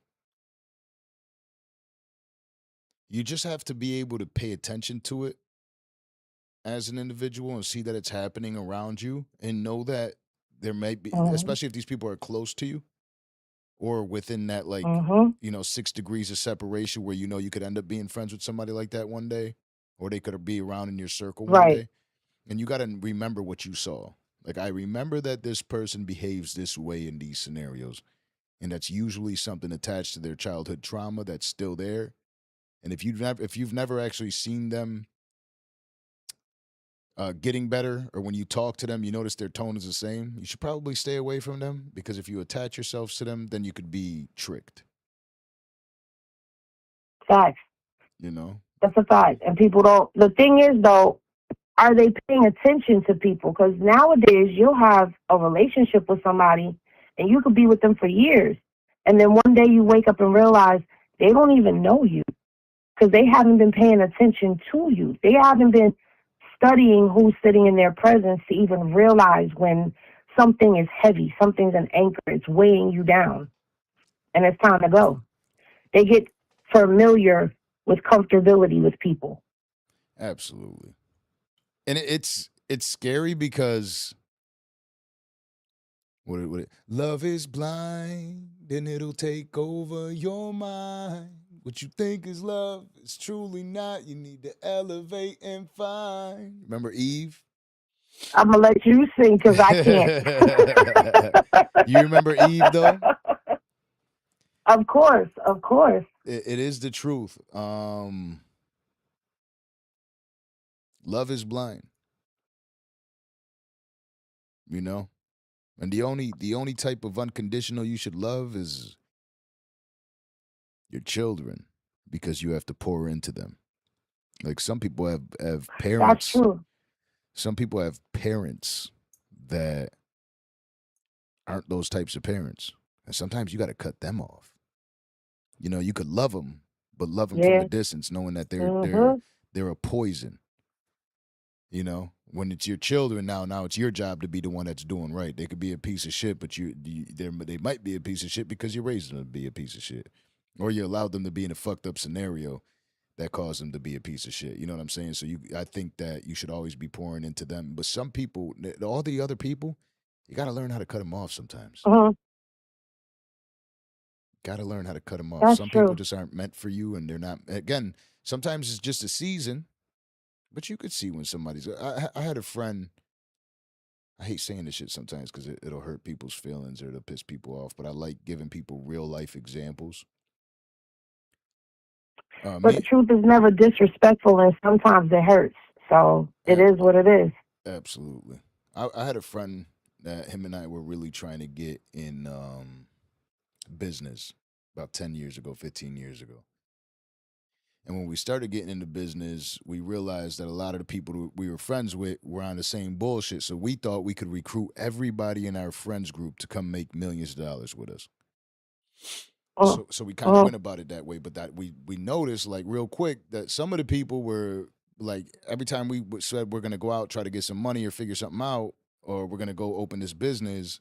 Some people like yeah. But yo, but by the way, you know what's the name is gonna be in town if you want to link up with these bitches, you know. And we ended up cutting ties with these people, and they got offended by it. You know, it's like, oh, all of a sudden y'all acting different now. Yes, that is what the fuck we're doing. We've been telling you that we're That's what trying you're to act supposed to different. do. Exactly. You're supposed to be different. When you're moving in a different direction, you're supposed to be different. I used to hate when people would say that to me, like, oh, you're acting different, because I would be offended. Like, I didn't know how to take that. Mm-hmm. But then once I got older and I understood the process of everything, I'm supposed to be different. I'm not Absolutely. supposed to stay the same. Like, I'm supposed to evolve as a person. If I've been sitting over here with you, for example, you from New York, you understand the front stoop, the patio, whatever. Yeah. You hanging out on the corner, whatever. We've been doing that. Now I elevate to something else. I don't want to be outside no more. Now I'm trying to be corporate. Oh, you acting different. You think you're better than us, and now I don't think I'm better than you. You think I'm better than you. So you're projecting that. But yes, I am acting different because I'm moving different because I'm going in a different direction. Mm-hmm. So yeah, are you going to move different or are you going to stay the same? Because where I'm going, you can't come being like this, being over here. And what you gave was a perfect example. Y'all were all business minded, but these people, they still want to run, they still want to chase after, they still want to be outside. Sometimes you got to sacrifice all of that in order for you to get where you're trying to get to. But that was a good example of how you can't bring everybody with you, no matter how pure your intentions may be. You can't take everybody. And even when you get to where you're going, some of those people, they're not going to be able to stay with you either because it's levels to this. So the people at the beginning ain't going to come to level 1. And you may not bring everybody that made it to level 1 to level 2 with you. And that's a part of evolving as a person and going through this journey, whatever journey you're going through. Yeah. 100%. I had to drop the air horn on that one because you're speaking facts. It's again, the best term I could use for it is which is the one I always use is it's sad, but it's life, right? Like Right. imagine legitimately going through life and not changing. Imagine still being friends with everybody that have been just bitching at you because you're not changing. Like I caught a felony when I was 25. I had to still make money. Like I used to sell a lot of drugs, so I was making good money with it. But now that option is pretty much off the table for me. I still want to make some fucking money. So I knew I had to change the direction I Right. was headed in life. With that meant that I might not be able to go to the club with y'all every day. I might not Right. pull up to the fight that this person's beefing us because of this bullshit. You know what I'm saying? Like I might not agree with you anymore. I might think Right. you're wrong. You know what I'm saying? I might look at you and be like, yeah, I mean, you did fuck his girl, you know, like, and you want me to go over there and beat him up for you because you don't know how to fight. Like, I ain't, my bad. I don't want to be a part of that shit anymore. But you become in life, you Right. become that dickhead or that asshole when you stop partaking in things that you shouldn't be partaking in. You know what I'm saying? The shit that God will frown upon us for, the shit that your parents will say, oh, please don't do that. Please don't be that type of person. You know, Right. early on, we do Right. all that fucked up shit in life. Some people really, you know how, like, I used to go to clubbing a lot, and one of the best scenarios I could say is we used to look at people in the club and be like, damn, this motherfucker's 30 years old in the club. You know? 30 years old, still clubbing. And then I turned 30, and I was clubbing. And I'm like, damn, these young little You were the motherfuckers are 30-year-old probably said, in the yeah, you know what I'm club. saying? Like, I'm like, I look pretty good for 30. Right. I might get away with it, but I'm still the 30-year-old in the club. Ain't nothing changed. Right. And again, it took me a Well, you while know to what? grow up, but when I grew up. And it doesn't mean that I'm perfect, but I'm trying to be better every single day. And part of being better every single day is making better decisions of who you allow to be around you. That's a fact. Well, we got to start looking at people as assets and liabilities at some point in our life. Mm-hmm. Because you have people in your life that bring value, and you have people in your life that'll bring you down. And not just bring you down because of who they are, but because of situations that you're put in, like you just said, the scenario of, because I was that friend for a lot of people. They didn't want to fight, so I did. Or people picked on them, so I defended them. So that I became that to a lot of people. But when I started realizing that, hey, this is a liability to me because I'm the one that if anything goes down, I'm going to jail, not you. So I'm going to be sitting in jail for you. And are you going to look out for me and look out for my kids or look out for whatever I've got going on while I'm sitting down? No, you're not. You're a liability. So that means I can't put myself in certain situations anymore because I have too much to lose. And you got to look at people like that, unfortunately. But that's the only way you're going to start to get ahead in life. And that's one of the saddest I know moments as people well. that are still friends with, huh? And that's one of the saddest things too. Like those people really actually won't be there for you, and you can't even really blame them, right? And I say that because of this. A lot of people be getting locked up, and then they're like, "Yo, these people bailed on me." Yo, 99% of those people weren't ever fucking. They weren't your friends to begin with. They were just there because you provided some sort of value to their life in that moment. You only could count on that one handful of people, maybe. But they also you can't even be mad at some of the handful that might fall off because life might be hitting them while you're inside of that box. Life might be hitting them too. That's how fucked up this world is. Everybody's got their own shit that they're dealing with. You feel me? But you know what? That's where that accountability would come in at. Because while you're sitting in jail for something you did for somebody else and they're out in the world not thinking about you, you got to take accountability and eat that you made a choice. You made a choice and a decision to do what you did. But a lot of people will sit back and blame that person. Oh, because of you and because I did this for you, I'm sitting here, instead of saying, yeah, I did this for you, but you know what? I'm sitting here because I chose to do that. People won't take that accountability because it's easier to blame the other person. It's easier to say because of these people. No, you got to take accountability for your actions. And that's, again, it goes back to what I just said about assets and liabilities. That's in life. It's not just about finances. It's in life as well. And it's supposed to be reciprocal.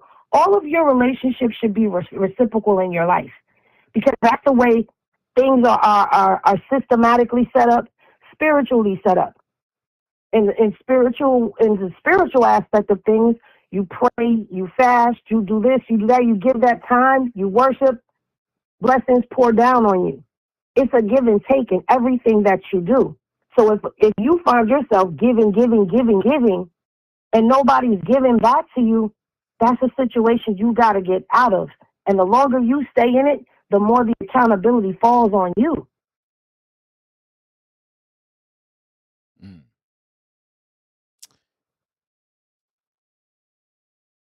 it's okay to find the right people. Like it really is. Like Mhm. even like it's it's a lot easier said than done.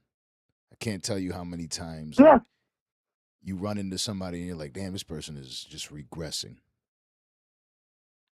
You know what I'm saying? Like you know who is and who Yeah. isn't, but you run into people sometimes you're like, this person is not doing good in life. And you're still like you love them, you care for them so much, and you always get like that little feeling every time you're with them because it reminds you of like your past. You know what I'm saying? Like I've went months without talking to some of my best friends in life because they were going through something so dark that every time I tried to help them, they didn't even want the help. They were just trying to Yeah. retell me about it, and I'm like, yo, but you ain't do shit yet to try to improve that situation. You're doing the same fucking thing, you know. And Right. it's like, how long am I gonna sit here and tell you the same thing every single day and know that this is not serving me well at this stage in my life? You know how many times I've talked to people that are going through like some crazy breakup situation, and they're like, and they're like, tell me the truth. What do you think? Because I respect your opinion. What do you think about me? Oh man. I caught my girlfriend with another guy, but she says that she's not going to do it anymore. But it was the third time I had caught her with the same guy, and I really care for her, but this time, she told me that she's never going to do it again. Hey, bro, I think you need to walk away from that. We had the conversation the first time she did that to you. The second time, you got to walk away. And every time we're having a conversation, it's the same fucking thing. It's an hour, 2 hours of you draining my energy about this shit when you should have left a year ago. But here you go, and now you're gonna want And me to then get there, dragged in this conversation again, and you realize that they only want to talk to you about their problems. They have no desire to solve it. They get a dopamine release right. with the conversation because they're having an emotional conversation. They're pouring their emotions out. That alone, for them, is their highlight of their day. And I'm like, oh, you know what? I always tell people like this. It's like, I initially in the beginning of the conversation, I thought you wanted my help. Now I see you just want somebody to listen to your bullshit, and you're going to do the same thing next time. So leave me the fuck out of it. I love you to death, but leave me the fuck out of this goddamn conversation. I don't got time for it. Yeah, and then they're gonna spend that whole hour and a half trying to convince you to go along with their program and what they want. Because when people ask you for the truth, 9 times out of 10, they don't want the truth when they're not ready to move on. Like, I can deal with a person who is coming to me with different things.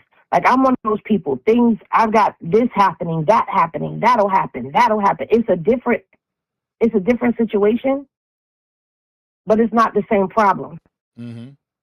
So I could deal with that. But when it's the same thing over and over, it drives me crazy. I don't like repetitiveness, period. So I'm not that friend. I'm not that friend that can listen to you keep bashing your head against the wall. Yeah. And I'm going to just keep telling you, stop doing it. No, after a while, I'm going to be like, well, I got to go. Oh, I need to talk to you because, that's my other line. I got to go. I don't have time for that in my life. And I've always been like that.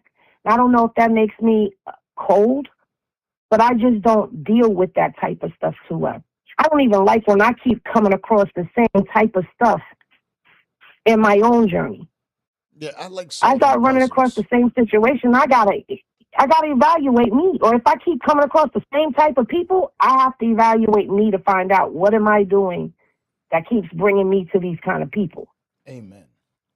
I like solving problems. I like solving puzzles.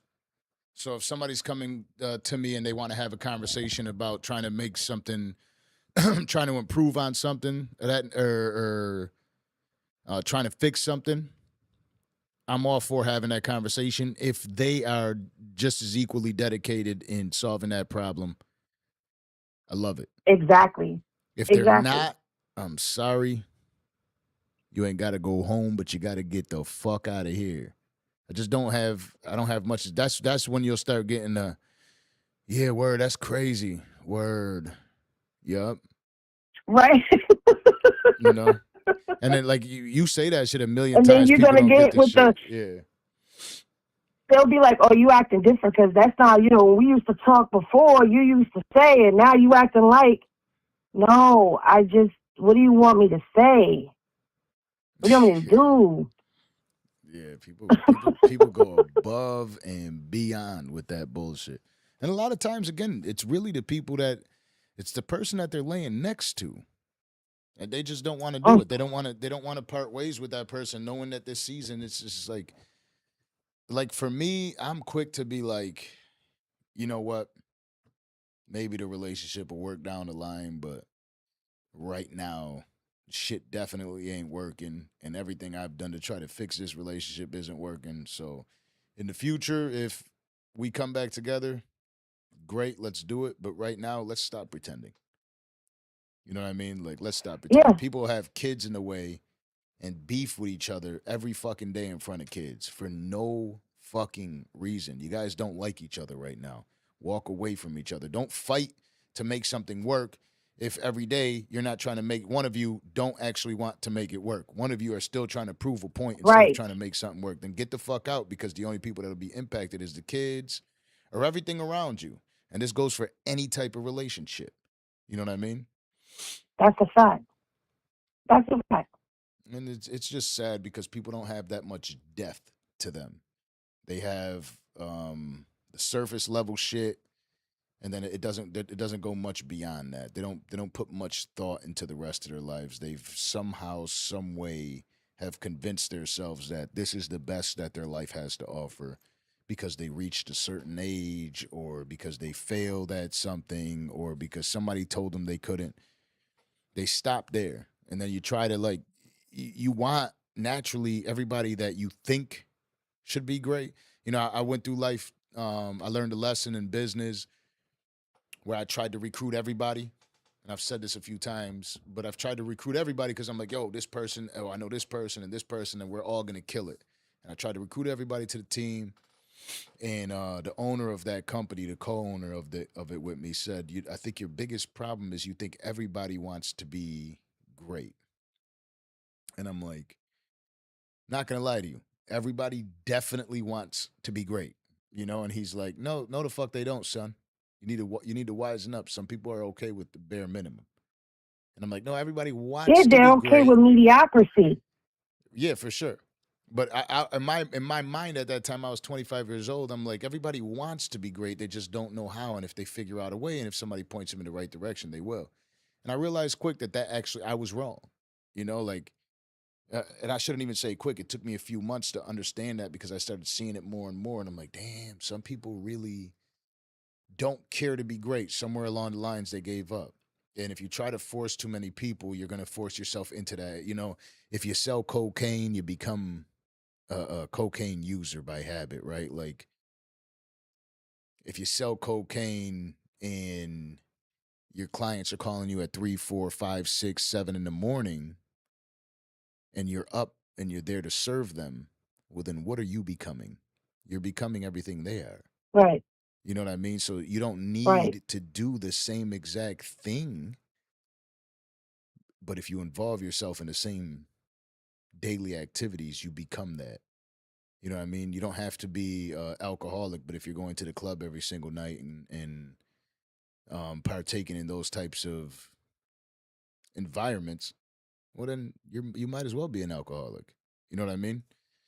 right, It's right. just a But you crazy know what? world that we live in. Eventually, you become a product of what you're around as well. If you are a person that strives for greatness and you sit around people who are okay with mediocrity, either you're gonna starve yourself and until you become forced into a space of being in mediocrity with them, or you're gonna have to get up and go. And not too many people are gonna And I get up feel and like go. if you're a person, but I feel like if you're a person that cares about someone genuinely, you want to see them do good. But what about those people who they're that way? They're complacent with their situation and they're comfortable in it because they were never taught to strive for something greater. They never had a determination or a drive, a hunger in them something that pushed them, a situation that pushed them to have to get out here and hustle and go hard. And they've never been in that situation, so they're comfortable with that. There's nothing you can do with them, and you've got to understand that, and they've got to understand. And if they don't, that's a them problem. That's not a you problem. But sometimes we'll take that pressure on. And like you said, it doesn't feel good to leave people behind, but it's not our responsibility to pick up the bag of how they feel. They've got to make a change. You got to keep going. And sometimes we stay because we don't want to hurt people's feelings. Mm-hmm. It's wild. I get like but I'm going to protect mine at all costs. I get semi-emotional thinking about that stuff. Like not crybaby emotional. I'm not gonna cry like Rashawn, but No, I get it. but I think about like my kids, right? And I always maybe because I had kids so late, you know, and I'm 36. I always when I hear shit like that about people being abandoned or you know, people not having that skill set, I blame it on the parent. You know, like the ones that don't know how to communicate, that don't have determination, that don't have drive. I just blame that on the parents. I don't care what environment you were raised in. You got to pour enough love into your child to to remind them daily that they can go out and be great. You know, like to give them that desire to live a healthy and a happy life. And I be thinking like, damn, like I when I hear people talk, like you were just talking about that, and I'm like, damn, people really don't have that skill set, and maybe they felt or they went through life unloved. They weren't nurtured, they weren't cared for, and I think like, damn, what if I'm ever not able to be in my kid's life? Like that should be making me mad emotional thinking about that shit. Like one day I won't be here for those kids. That is the shittiest feeling in the world. Hopefully I get enough time with them, you know, God willing, that I'm able to give them the best possible life, you know, and the best understanding of life. Because I would die happy knowing that they understand simply what life is about, and life is just about going out, being able to smile every day, and being yourself, and being comfortable being yourself. Like if you could do that, you're good. If you could navigate life as yourself and happy being yourself, it's okay.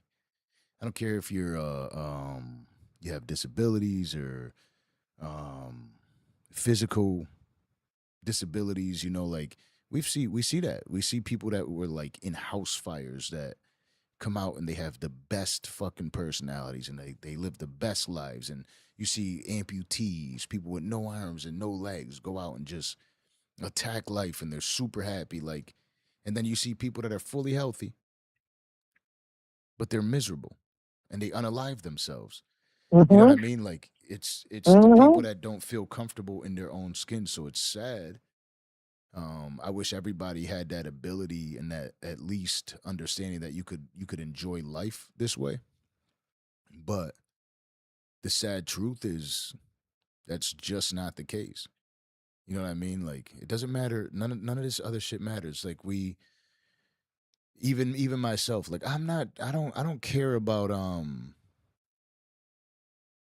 I don't want to have the biggest. I mean, not that I don't want to have it, right? I don't care for it. I don't care for having the biggest fan base or every time I go live, I gotta have like DJ academic numbers or whatever the case is, right? I just want to be me, and whatever that is. Like I'm happy with what I've done and who I am. I'm happy to be able to speak to just a few people and be able to pour into them in some way, shape, or form that they walk away from it with at least one gem.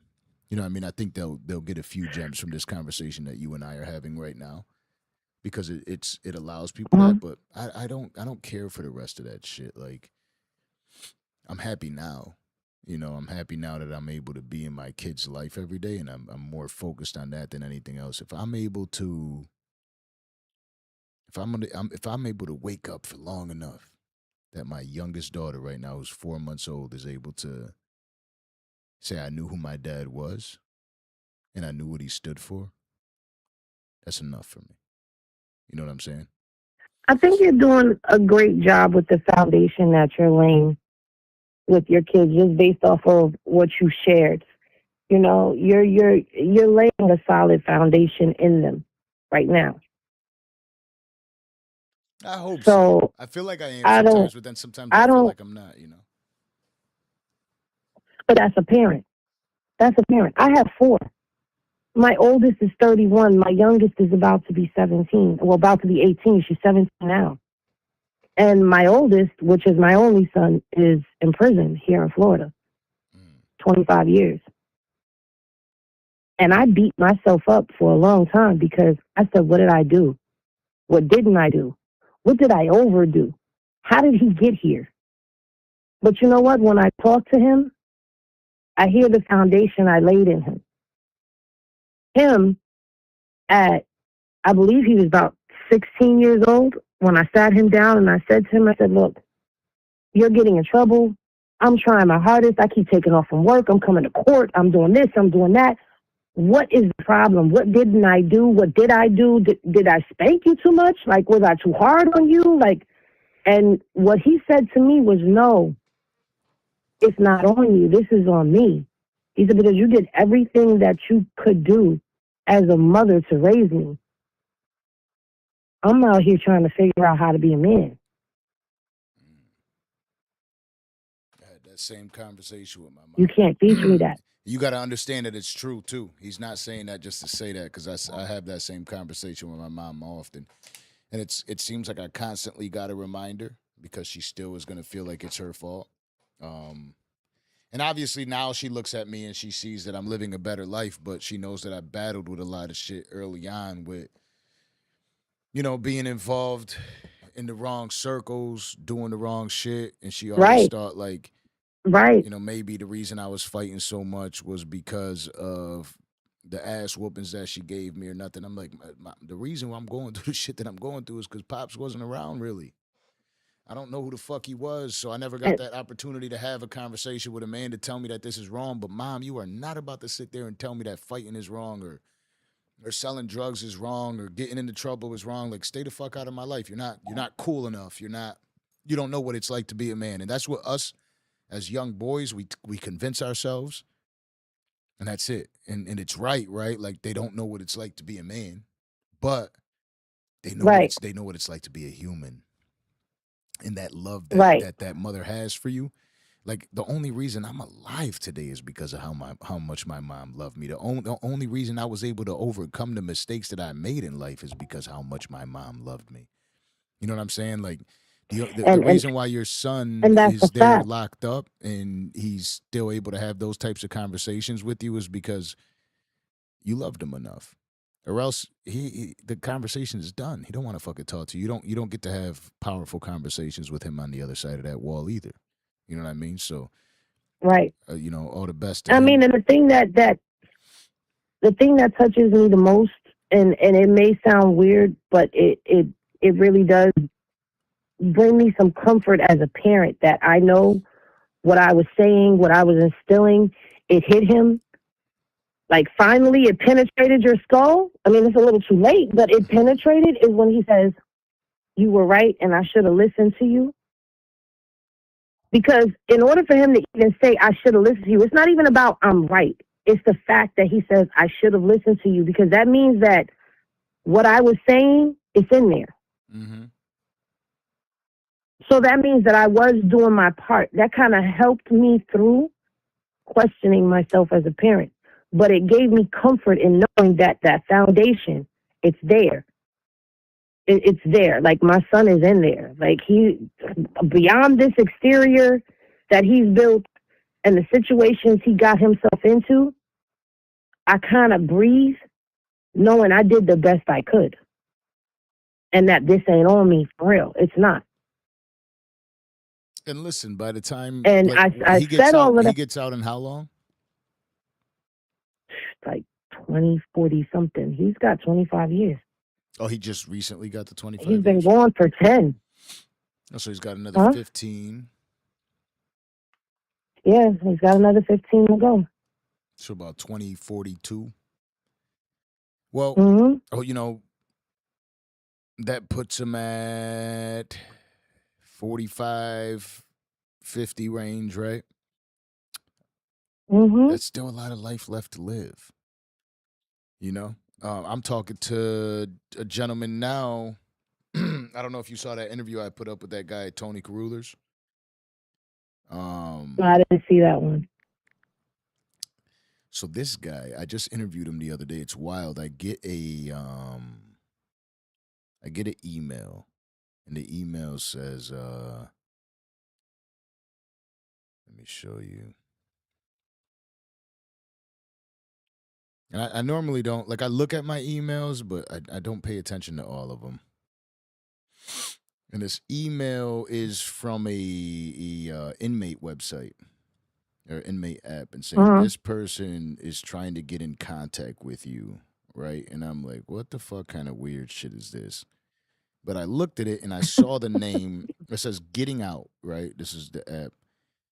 It says Tony Carruthers, a resident at so-and-so, would like to be able to communicate with you. If you'd like to be connected to this inmate, click the button below to create an account. Now, I have to create this account, and I also have to pay to put money on to be able to send mail to the inmate.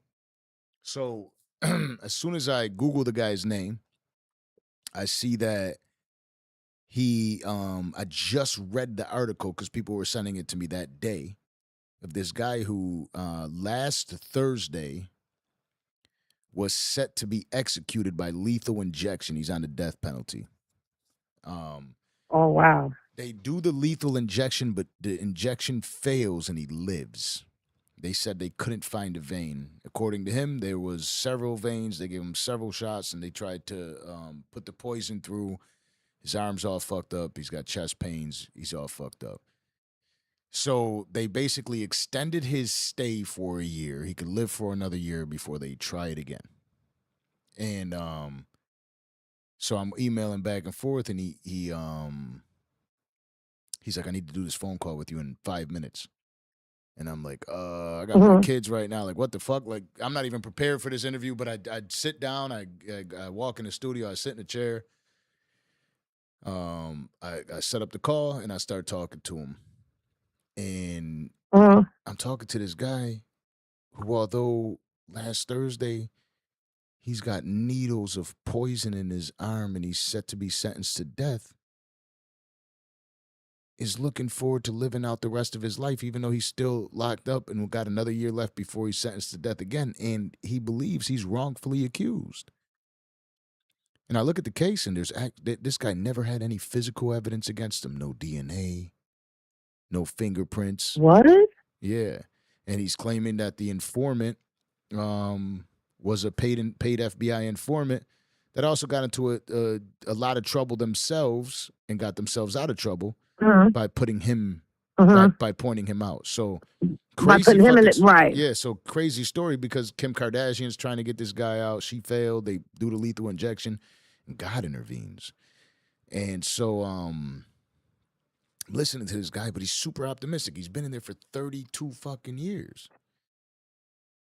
Wow. 32 years, and he's just waiting to go home. So, this guy at 57 years old believes he's got a shitload of life left. He was arrested in 1994 at the age of 25.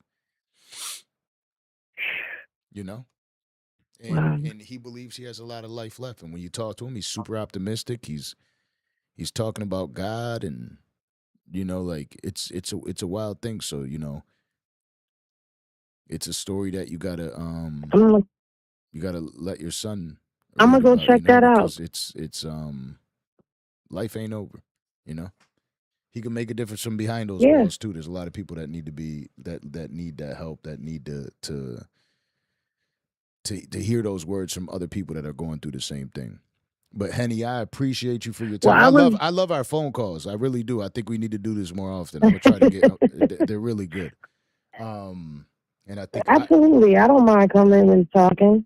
And this is what I was just saying, right? Like you get an opportunity to have to speak to people in life that are on that same journey. So the conversations are beautiful. You go to sleep fucking because I got to go to sleep now, right? 2:00 in the morning. So I'm gonna go to sleep with like some like Right. dope thoughts in my mind. You know what I'm saying? And I appreciate you greatly. Let's do this more often, and you have yourself a great night. I appreciate you too. Thank you, Danza. Good night. Good night. Good night, everybody. Make sure that you do hit that like button, that subscribe button. You share this live out. This live will probably go down for a bit because of the music that was played. But nonetheless, man, I just love being able to fucking sit and kick it with y'all. I think it's super dope. I love doing this with y'all. Y'all have a great night. Peace.